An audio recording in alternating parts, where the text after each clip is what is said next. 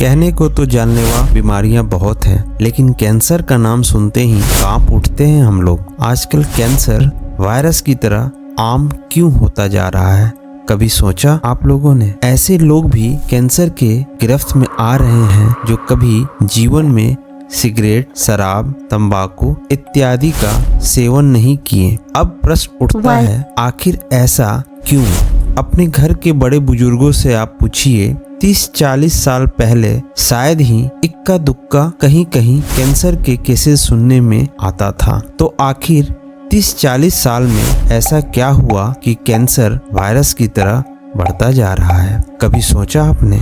तो आइए इसके पीछे के विज्ञान को समझते हैं। और अगर आप चैनल पे नए हैं तो चैनल को सब्सक्राइब कर दें और बेल आइकन को दबा दें, ताकि ऐसे ही ज्ञानवर्धक वीडियो की नोटिफिकेशन आप तक आती रहे। अगर किसी बीमारी के होने का कारण पता चल जाए तो उसके कारण को समाप्त करके बीमारी से बचाव कर सकते हैं। इसीलिए कहा जाता है prevention is better than cure, मतलब बचाव उपचार से बेहतर है। वैसे तो कैंसर अपने आप में एक बहुत बड़ा सब्जेक्ट है, इसीलिए मेडिकल साइंस में कैंसर का एक अलग ब्रांच ही है जिसे ऑन्कोलॉजी कहते हैं।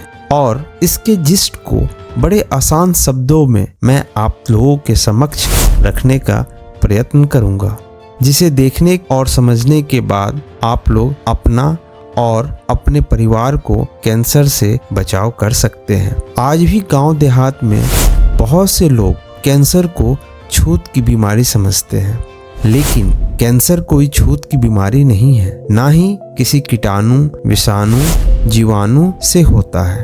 तो आखिर कैंसर होता कैसे है? जब आपका अपना ही सेल किसी कारणवश खराब होकर अनकंट्रोल्ड ग्रोथ करने लगे तो उस कंडीशन पर ही कैंसर होता है। और हमारे शरीर का विकास कोशिकाओं के निरंतर विभाजन से ही हुआ है। इन कोशिकाओं का विभाजन एवं उनका कार्य डीएनए की एक छोटी इकाई, जिसको जीन्स कहते हैं, उसके द्वारा होता है। जब इस जीन्स में किसी कारण से खराबी हो जाता है, तभी एक मतवाले हाथी की भांति अनियंत्रित होकर अपना विभाजन करने लगता है और एक गांठ का रूप ले लेता है। और अंतिम स्टेज में शरीर के दूसरे अंग की कोशिकाओं को भी मतवाले हाथी की भांति अनियंत्रित कर देता है और इस स्टेज को मेटास्टेसिस कहते हैं। अब आपके मस्तिष्क में यह प्रश्न उठना चाहिए कि कुछ सालों में ही सेल्स क्यों डिफेक्टिव होते जा रहे हैं? सेल्स को डिफेक्टिव करने वाले पदार्थ को कार्सिनोजेंस कहते हैं। आम भाषा में समझ लें आप, कार्सिनोजेन की लंबी लिस्ट है। डेली रिसर्च भी हो रहा है, उदाहरण के तौर पर निकोटीन इत्यादि हैं। लेकिन फिर प्रश्न उठता है, जो लोग तंबाकू, सिगरेट का सेवन नहीं करते, वह लोग क्यों कैंसर की गिरफ्त में आ रहे हैं? तो आइए फैक्ट्स और स्टैटिस्टिक्स पे बात करते हैं। स्टैटिस्टिक्स से पता चलता है कि जिन राज्यों में प्रति एकड़ कीटनाशक का खपत ज्यादा है, उन राज्यों में कैंसर के मरीज भी सबसे ज्यादा हैं। सन 1966-67 में इंडिया में पहली बार हरित क्रांति प्रोग्राम के तहत रासायनिक कीटनाशक, रासायनिक खाद का इस्तेमाल बड़े पैमाने पर किया गया और अधिक उत्पादन की लालच में रासायनिक खाद, कीटनाशक प्रति एकड़ खपत दर बढ़ता चला गया। हम लोग खाने को तो ताजा फल, फ्रूट्स, साग सब्जी खा रहे हैं, बैलेंस डाइट भी ले रहे हैं, लेकिन साथ ही साथ इनमें मिले हानिकारक जहर भी जाने अनजाने हमारे शरीर में जा रहे हैं। इसी का नतीजा है कि भारत आज कैंसर रूपी टाइम बॉम्ब पे बैठा हुआ है। पंजाब के मालवा क्षेत्र, जिसमें भटिंडा, मानसा, मुक्तसर आता है, वहाँ लगभग हर घर में कैंसर पेशेंट देखने को मिलते हैं। पंजाब के भटिंडा से राजस्थान के बीकानेर तक जाने वाली एक पैसेंजर ट्रेन चलती है, भटिंडा बीकानेर एक्सप्रेस, जो कैंसर ट्रेन के नाम से विख्यात है। आप चाहें तो सर्च कर लें, ट्रेन नंबर 19027 अप, 19028 डाउन। इस ट्रेन से भर भर के पंजाब से कैंसर पेशेंट जाते हैं बीकानेर के एक अस्पताल जिसका नाम Acharya Tulsi regional cancer treatment and research institute है। रिसर्च से पता चला इन क्षेत्रों में कृषि कार्यों में अधिक कीटनाशकों का प्रयोग होने के दुष्परिणाम के चलते कैंसर फैल रहा है। कृषि उन्नत राज्य पंजाब, जहां सबसे पहले हरित क्रांति लाया गया, निसंदेह एग्रीकल्चर हब तो हुआ, साथ ही साथ कैंसर हब भी होता जा रहा है और ये हाल देश के और राज्यों में भी ना हो, इसीलिए भारत सरकार परंपरागत कृषि को प्रोत्साहित कर रही है। आने वाली पीढ़ियों के भविष्य को सुरक्षित रखने के लिए अब हमें एक बार फिर प्राकृतिक खेती की तरफ मुड़ना ही होगा, जिसके तहत ऑर्गेनिक फार्मिंग, नेचुरल फार्मिंग को बढ़ावा दिया जा रहा है। भारत सरकार ने इन हानिकारक कीटनाशकों के दुष्परिणाम को देखते हुए बहुत सारे कीटनाशकों पर प्रतिबंध भी लगा रही है, जैसे डीडीटी, एंडोसल्फान इत्यादि। अब प्रश्न उठता है कि pesticides free organic fruits, vegetables, खाद्य पदार्थ मिलते तो हैं, लेकिन हम मध्यवर्गीय नागरिकों के बजट से बाहर है, तो क्या कैंसर का ट्रीटमेंट हमारे बजट में आता है? तो आखिर फिर क्या करें? गत कुछ वर्षों में ये अच्छी बात देखने को मिल रही है कि हम लोग हेल्थ कॉन्शियस हुए हैं। सोशल मीडिया के थ्रू भी बड़े बड़े डॉक्टर्स, हेल्थ एक्सपर्ट्स से हम लोग निरंतर लाभान्वित हो रहे हैं और अपने जीवन शैली में तब्दीली भी ला रहे हैं। शुरू होने लग जाएगा, हार्ट अटैक्स हैं, डायबिटीज है।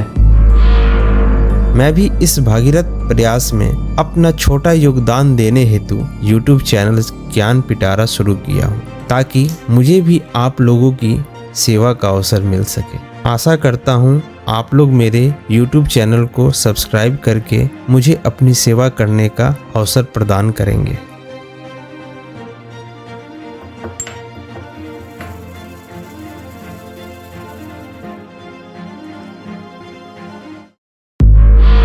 आजकल के भागदौड़ जीवन शैली में 100% केमिकल फ्री होना व्यवहारिक नहीं है। फिर भी अगर हम लोग एकजुट होकर प्रयास एवं जागरूक हो जाएं, तो संभव हो सकता है।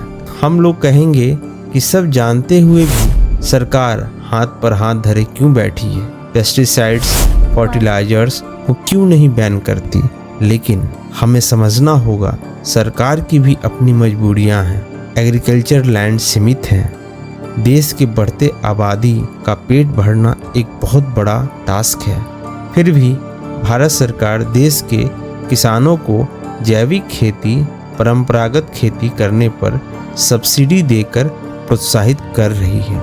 हेल्थ इज वेल्थ, इस वाक्य को हम लोग बचपन से ही सुनते आ रहे हैं, लेकिन इस वेल्थ की वैल्यू तब समझ आती है जब कैंसर जैसी जानलेवा बीमारी के चपेट में आते हैं। वरना हम सब चाहें तो आराम से साग सब्जी अपने आंगन, लॉन, टेरेस, बालकनी में भी उगाकर इन जानलेवा रसायनों के दुष्परिणामों से अपने परिवार को बचा सकते हैं। मैं खुद प्रैक्टिकली ऑर्गेनिक वेजिटेबल्स अपने प्लॉट में ही नहीं बल्कि ग्रो बैग में भी उगाकर एक उदाहरण पेश कर रहा हूँ। मेरे घर के बगल में ही एक छोटा मेरा प्लॉट है, जिस पर मैं खुद से ही ऑर्गेनिक साग सब्जियां उगाता हूं अपने खाने के लिए। ऐसा आप भी कर सकते हैं और आप पूरी कोशिश कीजिए कम से कम साग सब्जियों के लिए आप आत्मनिर्भर बन सके। पेस्टिसाइड फ्री साग सब्जियों का सबसे बड़ा प्रमाण होता है उनका आकर्षक ना दिखना। ऐसे पेस्टिसाइड फ्री साग सब्जियां थोड़े दिखने में डल होते हैं, कीटों के द्वारा छोड़े गए दाग धब्बों के कारण से, और इसीलिए तो कहते हैं दाग होना अच्छा है, क्योंकि यह दाग इसका सूचक है कि इन साग सब्जियों पर किसी कीटनाशक का छिड़काव नहीं हुआ है, जो आपके स्वास्थ्य की दृष्टि से अति उत्तम है।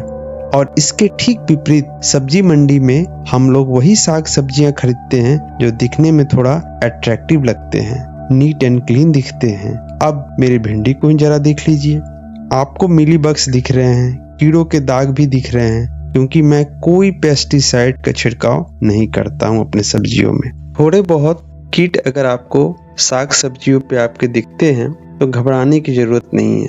क्या होगा, ज़्यादा से ज़्यादा थोड़ा उपज कम होगा, लेकिन आप जो खाएंगे वो प्योर और ऑर्गेनिक खाएंगे। और आशा करता हूँ आप भी इस वीडियो को देख मोटिवेट होंगे और जो भी स्पेस आपके पास उपलब्ध है वहाँ हरी सब्जियाँ उगाने का प्रयास करेंगे। और मैं आपको बहुत आसान तरीका और टिप्स देता रहूँगा जिसको फॉलो कर आप भी खुद का उगाया हुआ प्योर फ्रेश ऑर्गेनिक वेजिटेबल्स खा सकेंगे। ऐसे ही रोचक ज्ञानवर्धक जानकारी के लिए मेरे YouTube चैनल को सब्सक्राइब करें और बेल आइकन को दबा दें ताकि आप तक मेरी वीडियो सबसे पहले पहुंचती रहे। तब तक के लिए धन्यवाद। आप सभी को राधे राधे।